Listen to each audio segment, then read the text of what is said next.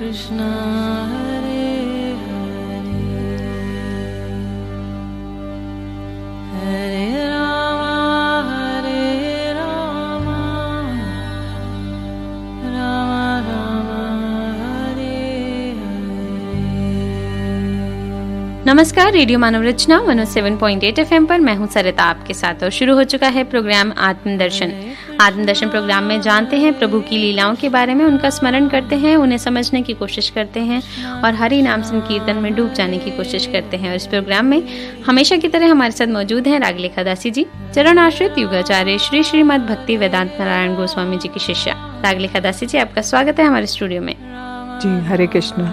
रागलेखा दासी जी, आजकल हम अपने प्रोग्राम आत्मदर्शन में जो बात कर रहे हैं वो श्री गौरांग सुधा जो पुस्तक है उसके बारे में बात कर रहे हैं, जो मिश्रण है चैतन्य चरित्रामृत और चैतन्य भागवत का। तो श्री गौरांग सुधा में जो श्री चैतन्य महाप्रभु की जीवनी बताई गई है और निमाय जो है उनका नाम बचपन में रखा गया और उसी से उन्होंने इतनी लीलाएं की। और हमने पिछले एपिसोड में जाना कि किस तरह से प्रभु का दूसरा विवाह भी बहुत विधि विधान से जो संपन्न हुआ और जो माता लक्ष्मी हैं वो विष्णु प्रिया के रूप में उनके घर में आई, शची देवी जी की पुत्र वधू के रूप में इस घर में आई और सभी बहुत प्रसन्न हैं। सभी ब्राह्मण, सभी नवद्वीप के जो लोग हैं, नवद्वीप वासी हैं, वो बहुत ही खुश हैं प्रभु को इतना सुंदर विवाह उनका हुआ ये सब देख के। तो आगे रागलेखा दासी जी, अब उनका जीवन में कुछ और परिवर्तन आया, क्या हुआ उनके जीवन में आगे? जी। हमारे श्रोताओं को बताएं। अब गौर सुंदर के विवाह के बाद सची माता निश्चिंत हो गईं। जी। उन्होंने अपने पुत्र वधू की अपूर्व जोड़ी को देख के बड़ी फूली नहीं समाती थी। उन्होंने विष्णु प्रिया जी ने भी बड़ी अपनी सेवा और मधुर स्वभाव से परिवार के सभी सदस्यों को वश में कर लिया। जी। उनकी सेवा, सरलता, उज्जवल चरित्र से गौर सुंदर भी बड़े प्रसन्न थे। जी जी। तो उसी समय संसार में से भक्ति प्राय लुप्त हो चुकी थी। सर्वत्र ही ज्ञान, कर्म, योग, नास्तिकता साम्राज्य फैला हुआ था। गिने चुने लोग ही वैष्णव थे और जो पाषंडी लोग थे वे उन्हें मार्ग में उनके साथ दुर्व्यवहार करते थे। तो वैष्णवों को अपमानित देखकर पाषंडी लोग आनंद मनाते थे और ये सभी बातें गौर सुंदर के पास पहुंचती थी। अच्छा। इसके अतिरिक्त अंतर्यामी होने के कारण वे स्वयं भी भक्तों पर होने वाले अत्याचारों से भली भांति परिचित थे। तो उनके दुख की सीमा नहीं रही, क्योंकि भगवान का स्वभाव है कि वे स्वयं कष्ट सहन कर सकते हैं परंतु भक्तों का कष्ट सहन नहीं कर सकते। तो उन्होंने इसी स्वभाव के वशीभूत होकर प्रभु विचार करने लगे कि अब समय आ गया है स्वयं को प्रकाशित करने का। और फिर विचार किया कि नहीं, पहले मैं एक बार गया यात्रा कर आता हूँ, उसके बाद अपने स्वरूप को प्रकाशित करूँगा। अच्छा। तो अभी वो गया यात्रा के लिए जा रहे हैं क्योंकि उनके पिताजी का उन्हें श्राद्ध करना है। तो अच्छा। ऐसा विचार कर पिताजी के श्राद्ध के छल से सची माता का आदेश प्राप्त कर वे छात्रों को साथ लेके चल पड़े। अच्छा, वैसे तो वो मतलब अपने पिताजी का श्राद्ध करने गए थे, लेकिन उनका मकसद कुछ और था। मकसद कुछ और था। वो आके अपना परिवर्तन दिखाना चाहते थे कि वहाँ पे उनको एक गुरु मिले जिनकी कृपा से वो आकर एकदम बदल गए। अच्छा। स्वभाव ही परिवर्तन हो गया। परंतु श्राद्ध भी ऐसा मान्यता है भारत में कि यदि हम गया में श्राद्ध करेंगे तो पितृलोक का तर्पण हो जाएगा। अच्छा। तो पिताजी क्योंकि परलोक गमन हो चुका तो इसलिए वो गया में इसी छल से चले गए कि गया मैं जा रहा हूँ पिताजी का श्राद्ध करने के लिए। अब मार्ग में अनेक गांव, कस्बे, नगर आए, उनको पवित्र करते हुए प्रभु आगे बढ़े जा रहे हैं। प्रभु तो कुछ यात्रा करना चाहते थे क्योंकि उनको कृपा करनी है। जी, तो जी। कहीं भी यात्रा करे रास्ते में लोग मिलेंगे तो उन पे कृपा दृष्टि करेंगे। जी, जी। तो अब उन्होंने हरि कथा, आलोचना, कीर्तन कर रहे थे और कुछ दिन के चलने के बाद प्रभु मंदार पर्वत पर पहुंचे। अच्छा। मंदार पर्वत पर भगवान मधुसूदन विराजमान थे। भगवान ने लोक शिक्षा के लिए मधुसूदन को प्रणाम किया और सारे पर्वत पर घूमे फिरे। उसके बाद वो वहाँ से आगे बढ़ने के पश्चात मार्ग में एक स्थान पर प्रभु ने ज्वर से पीड़ित होने की लीला प्रकट की। प्रभु को ज्वर आ गया, बुखार आ गया और सारे छात्र बहुत चिंता करने लगे। तो सभी ने प्रभु के उस ज्वर को दूर करने का प्रयास किया, परंतु ज्वर कम ही नहीं हो रहा था। इसके विपरीत और भी अधिक बढ़ने लगा, क्योंकि वह तो कोई साधारण ज्वर नहीं था, वह तो प्रभु की इच्छा थी कि मुझे ज्वर हो। तो उन्होंने ऐसा जगत में कौन है जो प्रभु की इच्छा के विरुद्ध चल सके। इसलिए जब सब वो प्रयास करते करते थक गए तो प्रभु स्वयं बोले, मेरा ज्वर किसी भी औषधि से ठीक नहीं हो सकता। इसे दूर करने का एक ही उपाय है, यदि मुझे किसी शुद्ध ब्राह्मण का चरणामृत मिल जाए तो मैं इसे पान करके स्वस्थ हो जाऊंगा। तो वो चाहते थे कि उन्हें किसी शुद्ध ब्राह्मण को मिले, तो इसलिए उन्होंने ये ब्राह्मणों की महिमा दिखाने के लिए, तो यही उनका उद्देश्य है कि प्रभु, क्योंकि ब्राह्मण नमो ब्राह्मण्य देवाय गो ब्राह्मण्य हिताय च जगत हिताय कृष्णाय गोविंदाय नमो नमः। तो वो ब्राह्मण और गैया के सेवक हैं, तो इसलिए उसको दिखाने के लिए उन्होंने लीला की। तो अब छात्र गए, उन्होंने एक बड़ा आचरणशील और शुद्ध ब्राह्मण का चरणामृत लाके प्रभु को प्रदान किया। प्रभु ने प्रसन्न होकर उसे पान किया। पान करते ही ज्वर दूर हो गया।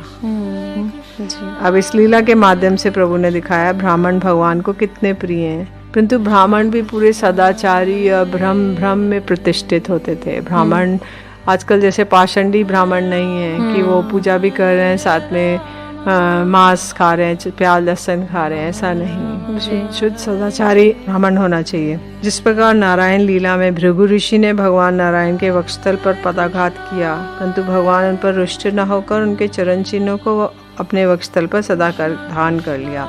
एक ऋषियों की सभा हुई और भृगु ऋषि को उन्होंने नियुक्त किया कि तुम जाके पता करो कि ब्रह्मा विष्णु और महेश में से कौन सर्वश्रेष्ठ है और किसको गुस्सा नहीं आता है। अच्छा। तो उन्होंने ब्रह्मा जी के पास गए, तो ब्रह्मा जी को प्रणाम नहीं किया, तो एकदम क्रोधित हो गए कि तुम मेरे मतलब छोटे भाई हो और तुम्हें इतना शिष्टाचार नहीं है। और फिर शिव जी के पास गए तो शिव जी को कहने लगे उल्ट पुल्ट कि आप तो नंग धड़ंग रहते हैं, शमशान की भस्म लगाते हैं और मुंडमाला धारण करते हैं, और आपका तो कोई आचार विचार नहीं है, भूत प्रेत आपके संगी है।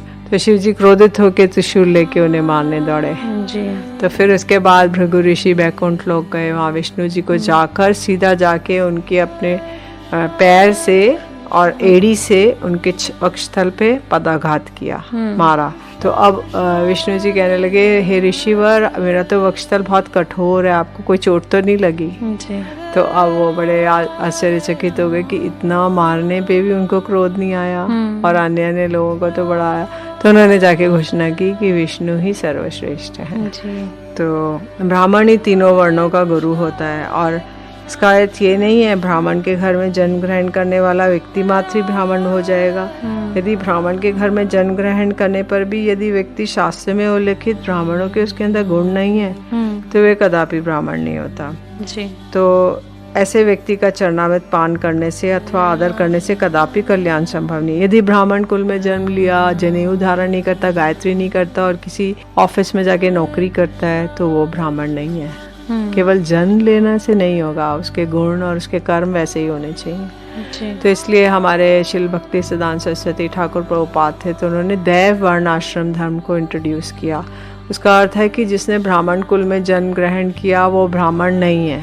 जो गुणों से, यदि वो चांडाल कुल में भी उत्पन्न हुआ है, यदि वो भगवान का नाम करता है, ब्राह्मणों जैसे उसके गुण है, तो वो ब्राह्मण माना जाएगा जी।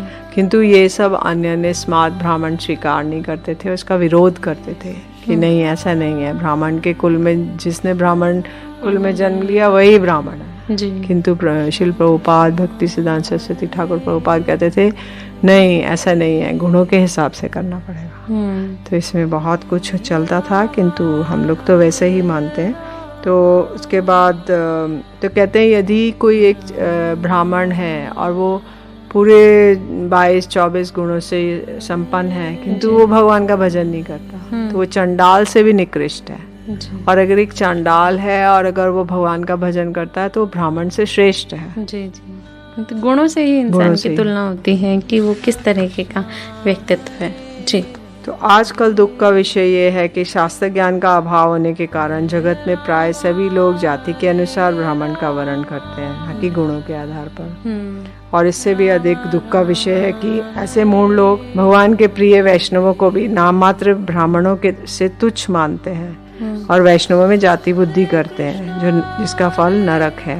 ऐसा विश्वास कर वैष्णव ही शुद्ध ब्राह्मण है, उसको यथोचित सम्मान प्रदान करें। और क्योंकि भगवान के चरणों में उनकी एकांतिक भक्ति है, वही ब्राह्मण है और वही वैष्णव है जी। तो जिसकी भगवान के चरणों में एकांतिक भक्ति और वो भगवान का नाम कर रहा है तो वही ब्राह्मण है और वही वैष्णव है जी। तो इस प्रकार जड़ विनाश लीला करके प्रभु आगे चलते हुए एक तीर्थ में उपस्थित हुए, पुनपुना तीर्थ में। वहाँ पर उन्होंने स्नान कर पितृपुरुषों का अर्चन किया। वहाँ से आगे बढ़कर तीर्थराज गया में प्रविष्ट हुए। गया में जाकर प्रभु ने हाथ जोड़कर तीर्थ को प्रणाम किया। उसके बाद ब्रह्मकुंड में जाकर पितरों का तर्पण किया।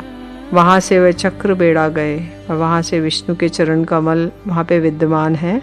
तो उन पे पुष्पमाला, सुगंधित वस्तुएं, धूप, दीप, पुष्प, वस्त्र, अलंकार सब उसके वहाँ पे इत्यादि के ढेर लगे हुए थे। चारों ओर से दिव्य जितने विप्रगण थे वे विष्णु के चरण कमलों की महिमा गान कर रहे थे। वहाँ पे विष्णु के चरण कमल अंकित हैं। अच्छा।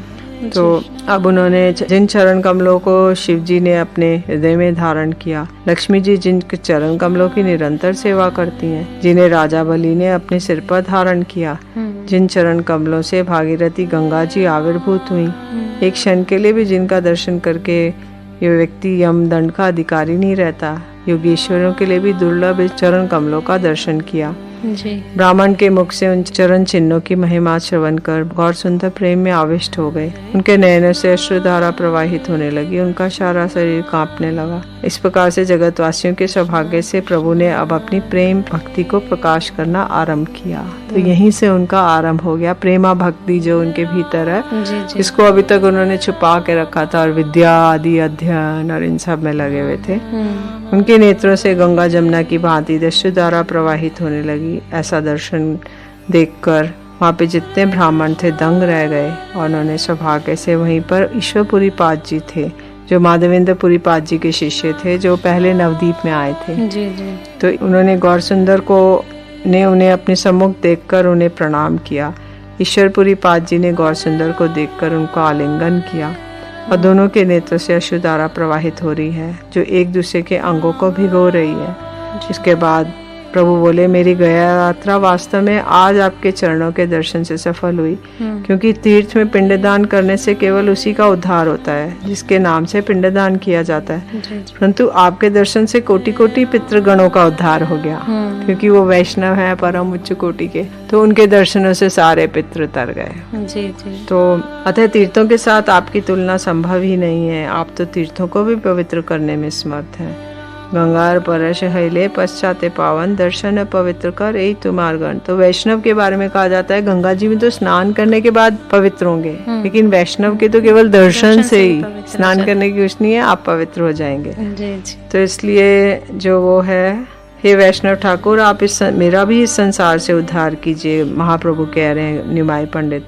और उन्होंने अपना शरीर उनके चरणों में समर्पित कर दिया और उन्होंने कहा कि आप मुझे कृष्ण प्रेम रस पान कराएं। ईश्वरपुरी जी ने कहा, हे पंडित मुझे पूर्ण विश्वास है आप कोई साधारण जीव नहीं, अपितु आप स्वयं भगवान ही हैं, क्योंकि जैसा आपका पांडित्य है वैसा साधारण मनुष्य में नहीं हो सकता। आपके दर्शन करने से जैसा आनंद होता है साधारण मनुष्य के दर्शन से वैसा आनंद नहीं होता। जी, तो ईश्वरपुरी पाद जी उनसे मिले हैं और उनसे मिलकर वो मतलब इतने मंत्रमुग्ध हो गए हैं कि उन दोनों की आंखों से अश्रुधारा बहने लगी है। और श्री कृष्ण जी यानी कि जो महाप्रभु जी हैं, उन्होंने उनसे कहा कि मुझे कृष्ण प्रेम रस प्रदान कीजिए प्रभु, मैं आपके चरणों में आया हूँ, क्योंकि ब्राह्मण की बहुत ही बड़ी महिमा होती है, गुरुओं की बहुत बड़ी महिमा होती है। और इस पुस्तक में, इस श्री गौरांग सुधा में प्रभु ने इस चीज़ को बहुत ही सुंदर से दर्शाया है कि हमें भी सबसे पहले गुरु यानी कि ब्राह्मण का सम्मान करना चाहिए, वो ही सर्वोपरि हैं। भगवान श्री कृष्ण का प्रेम रस प्रदान करना चाहते हैं चैतन्य महाप्रभु, जो खुद ही उनका रूप है। और क्यों ऐसा करना चाहते हैं? क्योंकि वो दर्शाना चाहते हैं कि इस प्रेम रस से ऊपर भी कुछ नहीं है।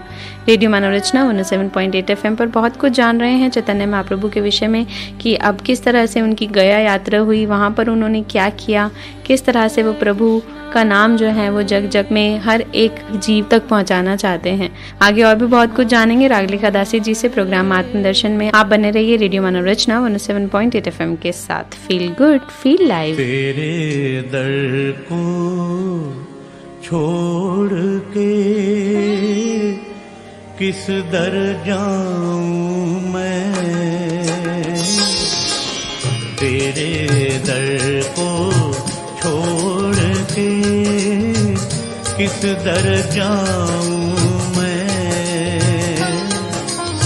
सुनता मेरी कौन है, सुनता मेरी कौन है, किसे सुनाऊं मैं।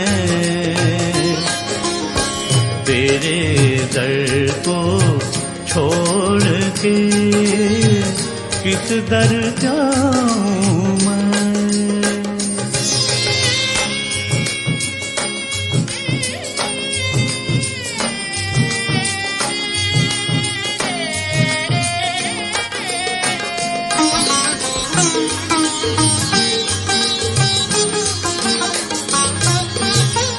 देख लिया जग सारा मैंने, तेरे जैसा मीत नहीं दाता, तेरे जैसा मीत नहीं, तेरे जैसा सबल सहारा, तेरे जैसी प्रीत नहीं।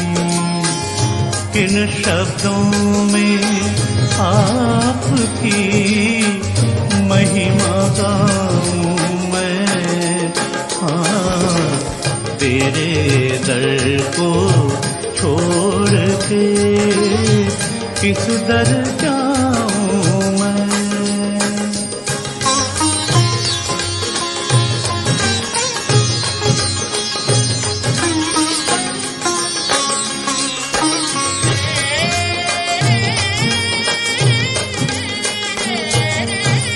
मेरे पाप कर्म ही तुझसे प्रीत न करने देते हैं दाता, प्रीत न करने देते हैं। कभी जो चाहूं मिलूं आपको, रोक मुझे वो लेते हैं। कैसे स्वामी आपके दर्शन पाऊं मैं। हाँ, तेरे दर को छोड़ के किस दर जाऊं मैं।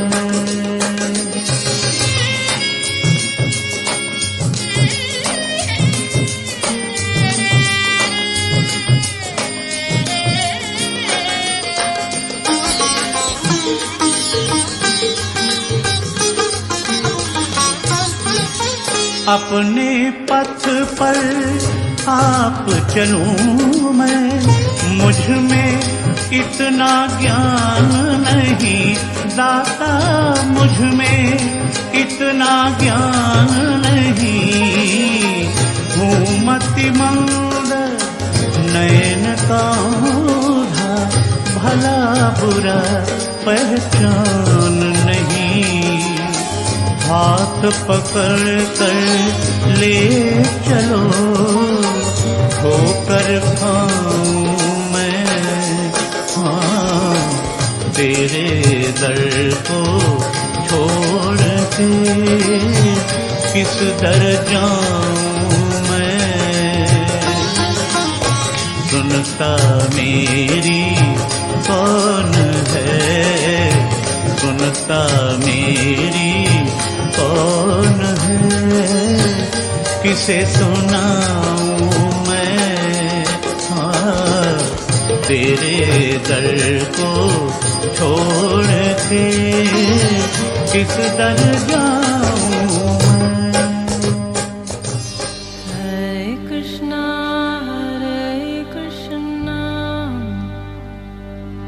Krishna Krishna, Hare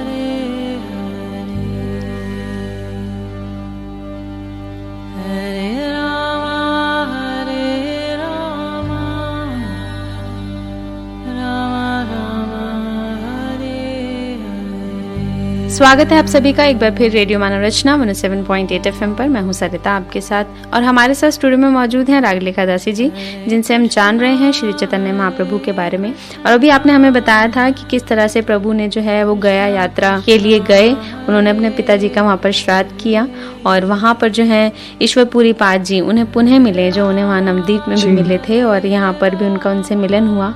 और बहुत ही अलग तरीके का जो देखकर एक दूसरे को वो इतने मंत्रमुग्ध हो हो गए कि दोनों ही उस प्रेम प्रभु के रस में बह गए, एक दूसरों की आंखों से अश्रुधारा बह रही है। और यहाँ पर उनका कितना अच्छा वर्णन किया गया है कि वो उस ब्राह्मण जी से, खुद कृष्ण का रूप होने के बाद उन ब्राह्मण जी से कह रहे हैं, ईश्वरपुरी पाद जी से कह रहे हैं कि मुझे कृष्ण प्रेम रस प्रदान कीजिए जी। तो किस तरह से प्रभु ने उनको इस तरीके, क्योंकि गौर सुंदर एक लौकिक लीला कर रहे हैं, तो वो दिखा रहे हैं इस जगत में आकर यदि हमें कृष्ण भक्ति करनी है तो हमें कोई गुरु धारण करने पड़ेंगे। तो वो लौकिक लीला में गुरु धारण करने की लीला दिखा रहे हैं।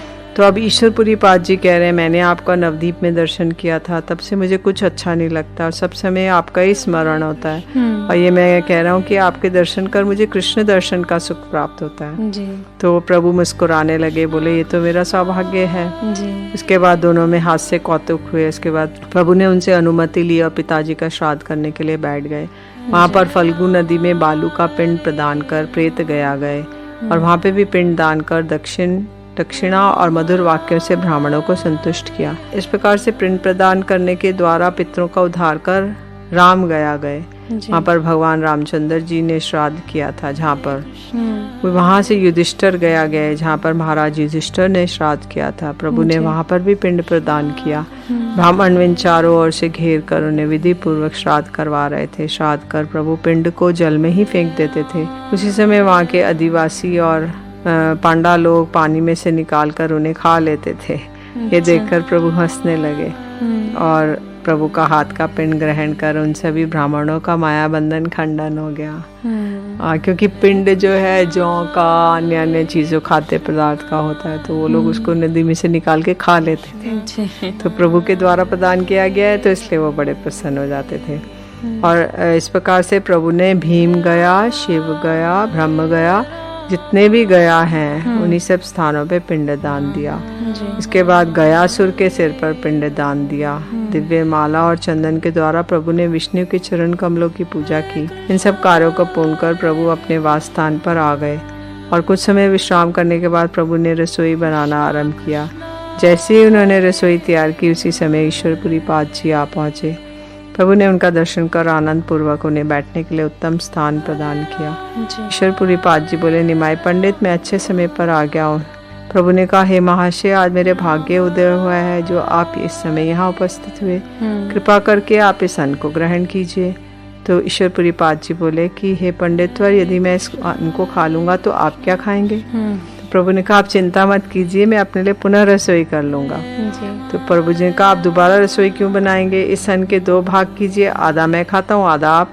प्रभु हंसते हुए बोले, यदि आप मुझे अपना मानते हैं तो ये सारा अन्न आप अकेले ही ग्रहण कीजिए और मैं कुछ ही क्षणों में पुनः रसोई बना लूंगा। सत्य, आप बिल्कुल चिंता मत कीजिए। प्रभु के पुनः अनुरोध पर ईश्वरपुरी पाद जी भोजन करने के लिए बैठ गए। प्रभु ने प्रसन्नता पूर्वक सारा आने वाला व्यंजन, अन्न माने चावल, और जितने भी व्यंजन बनाए थे प्रभु के सम्मुख परोस दिए। प्रभु जी बहुत आनंदित होकर ईश्वरपुरी जी भोजन करने लगे। और यहाँ पर भगवान का एकांतिक शरणागत भक्तों के प्रति स्नेह, जिसके वशीभूत होकर प्रभु अपना सब कुछ अपने प्रिय भक्त को समर्पित कर देते हैं। इधर तो प्रभु अपने भक्त को खिला रहे हैं, उधर रसोई में गुप्त रूप से स्वयं लक्ष्मी देवी ने अपने हाथों से प्रभु के लिए रसोई तैयार कर दी। ईश्वरपुरी जी को संतुष्ट करने के लिए बाद प्रभु ने स्वयं भी भोजन किया। भोजन के पश्चात प्रभु ने ईश्वरपुरी पाद जी के जूठन को अपने समस्त शरीर पर मल लिया। ऐसा कहा जाता है, भक्त पद जल, भक्त पद धूलि, भक्त का उच्छिष्ट, ये तीनों कृष्ण प्रेम प्रदान करने में समर्थ है। भक्त की धूलि, चरणों की धूलि, भक्त का जो चरणामृत है, पैरों को धो के जो चरणामृत मिलता है, और भक्त का जो खाया हुआ उच्छिष्ट है, मैंने जो प्रसाद पाते हैं, जो झूठा छोड़ देते हैं, तो ये तीनों कृष्ण प्रेम प्रदान करने में समर्थ है। तो गौर सुंदर यही दिखा रहे हैं कि उन्होंने झूठन को पहले सारे शरीर में मल लिया, उसके बाद उन्होंने उसको स्वयं ग्रहण भी किया। तो सारे जगत को शिक्षा दे रहे हैं कि गुरुदेव के प्रति साधारण मनुष्य बुद्धि नहीं रखनी चाहिए, नहीं सोचना चाहिए साधारण है, इनका हम उच्छिष्ट क्यों खाएंगे, क्योंकि किसी का झूठा नहीं खाया जाता है, लेकिन वो गुरुदेव हैं इसलिए उनका खा रहे हैं, ताकि उनके जैसे गुण हमारे अंदर आ जाए। तो एकदम आचरण करके दिखा रहे हैं कि हमें ऐसा करना चाहिए। और कहते हैं भगवान का प्रसाद ग्रहण करने से माया पर विजय प्राप्त हो जाती है। तो इस प्रकार महाप्रभु ने ईश्वरपुरी पाद जी से मंत्र ग्रहण किया। मंत्र ग्रहण कर प्रभु ने पुरी जी की परिक्रमा की और हाथ जोड़कर बोले, हे गुरुदेव, आज मैंने अपना सारा शरीर आपको समर्पित कर दिया। आप मुझ पर ऐसी कृपा कीजिए कि मैं कृष्ण प्रेम के सागर में डूब सकूं। जी। ये बातें सुनकर ईश्वरपुरी जी का हृदय गदगद हो गया। उनके नेत्रों से अश्रुधारा प्रवाहित होने लगी। उन्होंने प्रभु को आलिंगन कर लिया। इस प्रकार ईश्वरपुरी पाद के पर कृपा करने के लिए प्रभु कुछ दिन से गया में ही रहे और उसके बाद धीरे धीरे स्वयं को तथा प्रेमा भक्ति को प्रकाशित करने लगे। एक दिन प्रभु एकांत में अपना इष्ट मंत्र जपते हुए इष्ट का ध्यान कर रहे थे। ध्यान करते करते प्रभु अचानक बोलने लगे, हे कृष्ण, हे मेरे प्राणधन, आप मेरे प्राणों को चुरा कर कहाँ चले गए? और वो मैंने उन्हें पा लिया है, फिर अचानक से वे कहाँ छिप गए? इस प्रकार से करुण स्वर से रोते रोते जमीन पर लोटपोट करने लगे। कुछ समय में छात्रों ने बहुत कष्ट से प्रभु को शांत किया। शांत होने के पश्चात प्रभु बोले, तुम लोग जब वापस नवद्वीप लौट जाओ, अब मैं संसार में नहीं जाऊंगा। अब मैं यहाँ से अपने प्राणनाथ के दर्शन के लिए मथुरा वृंदावन जाऊंगा। ये सुनकर सभी छात्रों ने प्रभु को बहुत समझाया। उस समय तो प्रभु कुछ बोले नहीं, किंतु रात्रि के समय जब सब लोग सो रहे थे, उसी समय किसी से भी कुछ न कह के चुपचाप प्रेम में आविष्ट होकर वृंदावन की ओर चल पड़े। मार्ग में वे कहते जा रहे हैं, हे कृष्ण, मैं आपको कैसे प्राप्त करूं? ऐसा कहते कहते जा रहे हैं, परंतु कुछ दूर जाने के बाद उन्हें आकाशवाणी सुनाई दी, हे द्विजमणि, आप अभी मथुरा ना जाइए और आप उपयुक्त समय आएगा तब आप अवश्य ही जाएंगे। अतः आप शांत होकर नवद्वीप वापस जाइए। आप अपने को पहचानिए, आप साक्षात वैकुंठनाथ नारायण हैं और जीवों का उद्धार करने के लिए आप इस जगत में ब्राह्मण रूप में अवतीर्ण हुए हैं। आप इस अवतार में ब्रह्मा शिव आदि के लिए दुर्लभ जो प्रेमा भक्ति है उसको जगत में प्रदान कर देंगे और ब्रह्मा शिव सनक आदि जिस रस में प्रमत्त रहते हैं वही रस आप इस जगत को प्रदान करेंगे। इसलिए हे प्रभु, यद्यपि हम आपके सेवक हैं, आपको उपदेश देना हमारे लिए अपराधजनक है, फिर भी हम आपसे निवेदन कर रहे हैं कि ये आकाशवाणी कह रही है कि आप इच्छामय हैं और त्रिभुवन में ऐसा कौन सा है जो आपकी इच्छा के विरुद्ध चल सके। इसलिए हे प्रभु, हम आपको उपदेश नहीं बल्कि जीवों के कल्याण के लिए आपके चरणों में प्रार्थना कर रहे हैं कि आप नवद्वीप लौट जाइए।